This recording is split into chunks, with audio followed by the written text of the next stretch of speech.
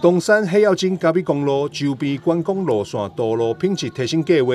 历经8个月工程，其中市道175线伫咧今年2月完工，近期完工还有包含南99线、南104线、南104至2以及南105线，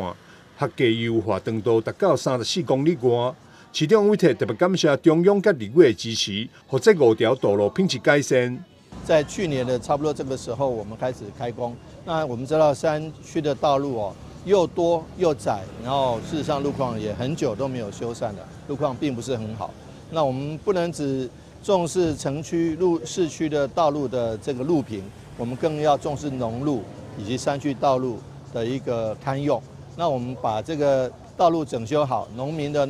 农产品运输更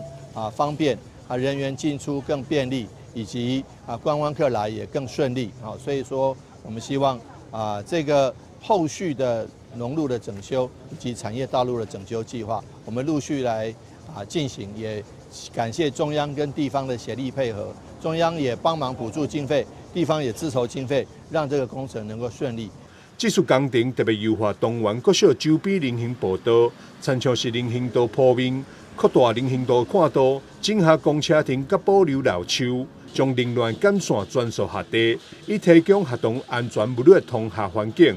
东山海药精嘉义公路周边的道路提升了后，将串联东山的美景、聚落产业以及行塑道路景观，连带带动产业甲观光的发展。记者张世伟采访报道。